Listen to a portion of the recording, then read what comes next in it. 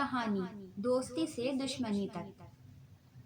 بہت پہلے کی بات ہے، ایک کسان کے گھر میں ایک بلی اور ایک کتا پلے ہوئے تھے۔ ان کی زندگی بھی اپنے مالکوں کے گھر اور کھیتوں ہی تک تھی۔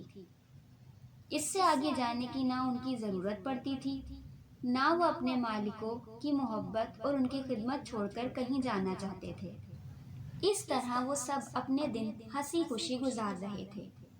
کتا مالک کے ساتھ روزانہ کھیتوں میں جا کر کھیتوں اور ہر بیل کی نگرانی اور حفاظت کرتا تھا۔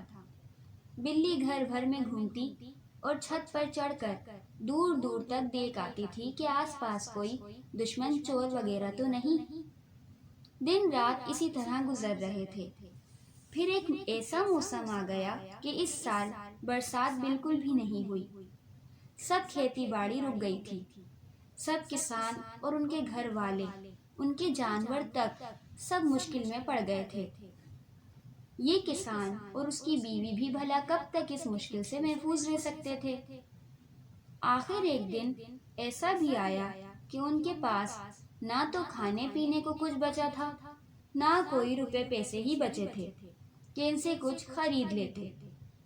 تھک ہار کر کسان کی بیوی نے اس سے کہا، اب تو میرے پاس سونے کی صرف ایک انگوٹھی ہی رہ گئی ہے، تم اسے بیچ آؤ، کچھ دن کھانے کا سامان تو آ جائے گا۔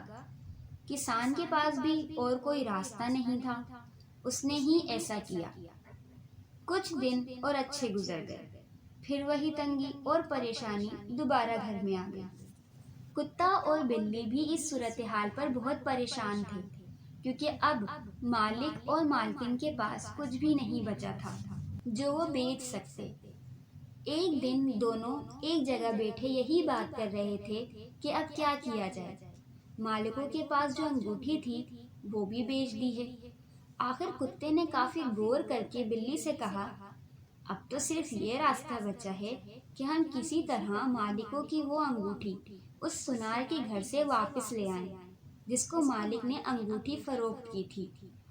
میں چونکہ مالک کے ساتھ گیا تھا، اسی لیے اس سنار کو بھی جانتا ہوں اور اس کا گھر بھی دیکھ رکھا ہے اور معلوم کر لیا ہے کہ سنار نے انگوٹھی کہاں رکھی ہے۔ یہ لکڑی کا ایک چھوٹا سا صندوق ہے جس میں انگوٹھی محفوظ ہے۔ مشکل صرف اس انگوٹھی کو نکال کر لانے کی ہے۔ ہم دونوں سنار کے گھر میں داخل نہیں ہو سکتے، مجھے تو کوئی گھسنے بھی نہیں دے گا، تم کو مار پیٹ کر بھگا دیا جائے گا، تم ایک آدھ ہاتھ پاؤں تو توڑ کر آ جاؤ گی، انگوٹھی پھر بھی نہیں ملے گی۔ بلی نے پریشان ہو کر کہا، پھر کیا کریں، انگوٹھی کس طرح واپس لائیں؟ کتے نے کہا، تم بلی ہو، تم کوئی ترکیب نکالو، تم تو آسانی سے سنار کے گھر میں پہنچ سکتی ہو۔ ایک ترکیب میری سمجھ میں آتی ہے، تم ایک چوہا پکڑ لو، اس سے کہہ دو کہ وہ سنار کے گھر میں جائے، اس کے لکڑی کے صندوق کو کاٹ کر انگوٹھی نکال لائے اور ہم کو دے دے۔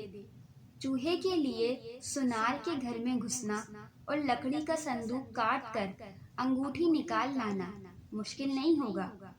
تم بلی ہو، تالا لگے صندوق کو نہ کھول سکتی ہو نہ کتر سکتی ہو، یہ کام ایک چوہا ہی کر سکتا ہے۔ بلی خوش ہو گئی، بالکل ٹھیک کہا ہے، ایسا ہی ہونا چاہیے۔ چنانچہ بلی نے اسی وقت ایک موٹا سا چوہا پکڑ لیا اور اس سے کہا، تم آج ہی رات سنار کے گھر جاؤ، وہاں سے ہمارے مالکوں کی انگوٹھی نکال کر لا کر دو، کتا تم کو گھر دکھا دے گا، بس یہ کام آج ہی رات اور ہر حال میں ہو جانا چاہیے۔ خیر رات ہوئی، چوہا اپنے 2-3 اور ساتھیوں کو لے آیا۔ بلی، کتا اور چوہے سنار کے گھر پہنچے۔ کتا اور بلی تھوڑے فاصلے پر رک گئے۔ چوہے خاموشی سے لوہے کے گیٹ کے نیچے سے گزر کر اندر پہنچ گئے۔ کسی چوکیدار نے بھی دیکھا بھی تو یہ سمجھ کر جانے دیا کہ چوہے ہی تو ہیں۔ اس کو کیا خبر تھی کہ یہ چوہے آج سنار کے گھر میں کیا کرنے جا رہے ہیں۔ چوہے اندر پہنچے تو معلوم ہوا کہ سنار اور اس کی بیوی کسی شادی میں جانے کی تیاری کر رہے ہیں۔ اس سے بہتر موقع مل ہی نہیں سکتا تھا۔